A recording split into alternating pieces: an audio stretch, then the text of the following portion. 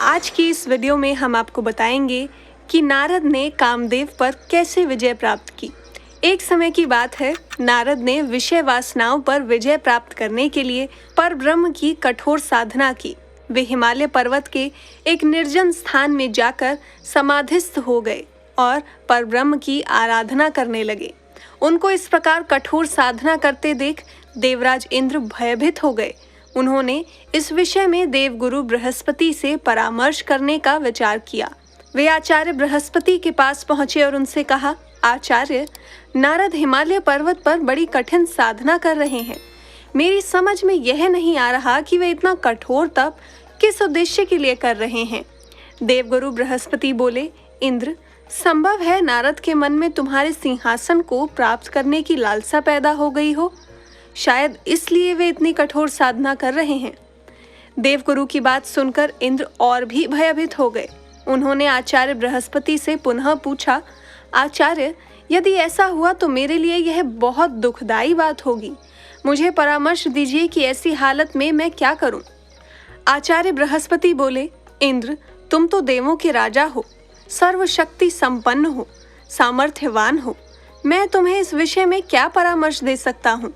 तुम स्वयं ही कोई उपाय सोचो। आप ठीक कहते हैं आचार्य जी, मुझे ही कोई ना कोई उपाय सोचना पड़ेगा। कहते हुए इंद्र वहां से चले गए। अपने महल में पहुंचकर उन्होंने कामदेव को बुलवाया और उनसे कहा, कामदेव, नारद हिमालय पर्वत पर एक निर्जन स्थान में बैठे कठोर तपस्या कर रहे हैं। मैं चाहता हूँ कि तुम उनके पास जाओ और अपनी मायावी शक्ति द्वारा जैसे भी हो उनकी तपस्या भंग कर दो। जैसी आपकी आज्ञा, कामदेव ने कहा और तत्काल उस स्थान को चल पड़ा जहां नारद तपस्या कर रहे थे। वहां पहुंचकर कामदेव ने अपनी मायावी शक्ति का जाल बिछाया। उसके संकेत मात्र से उस बियाबान क्षेत्र में बहार आ गई। भांति भांति के फूल खिल उठे। चारों ओर हरितिमा फैल गई। शीतल, मंद, सुगंधित वायु बहने लगी। कलियों पर भंवरे गुंजन करने लगे तथा भांति भांति के रंग बिरंगे पक्षी कलरव करने लगे। कुछ ही क्षण में स्वर्गलोक की एक अप्सरा प्रकट हुई और नारद के सामने मनोहारी नृत्य करने लगी। उसके घुंघरुओं की मधुर ध्वनि वातावरण में गूंजने लगी, लेकिन कामदेव का यह प्रयास व्यर्थ ही साबित हुआ। अप्सरा नृत्य करते करते थक गई, किंतु नारद का ध्यान नहीं टूटा। थक हार कर अप्सरा वापस लौट गई। तब पूरा होते ही नारद ने आंखें खोली। कामदेव ने सोचा, यदि नारद को बाद में यह पता लग गया कि मैंने उनकी तपस्या में विघ्न डालने की चेष्टा की है, तो वह मुझे शाप दे देंगे। उचित यही है कि मैं स्वयं ही उन्हें सच्ची बात बता दूं।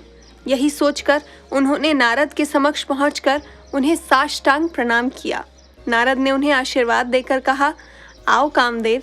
कामदेव ने कहा, अपराध क्षमा हो देवर्षि, मैंने आपकी तपस्या भंग करने का प्रयास किया था। नारद ने पूछा, पर क्यों, किसके आदेश से तुमने ऐसा किया। कामदेव बोले, देवर्षि, मुझ अकिंचन में इतनी हिम्मत नहीं जो स्वयं ही आपको तप से डिगाने का कार्य करता। मुझे ऐसा करने को कहा गया था। नारद बोले, किसने ऐसा करने को कहा था कामदेव। देवराज इंद्र ने, उन्होंने ही मुझे यहाँ भेजा था।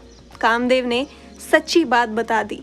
कामदेव की बात सुनकर नारद ने मुस्कुरा कर कहा, मैंने तुम्हें क्षमा किया कामदेव। अब तुम जाओ और देवराज को बता देना कि नारद ने इच्छाओं को वश में कर लिया है। अब मैं संसार के किसी भी भौतिक आकर्षण में नहीं फंस सकता। जान बची तो लाखों उपाय, कामदेव ने सोचा और जल्दी से वहां से चला गया। तो ये थी कहानी कि कैसे देवर्षि नारद ने कामदेव पर विजय प्राप्त की। अभी के लिए बस इतना ही। मिलते हैं आपसे अगली वीडियो के साथ। धन्यवाद।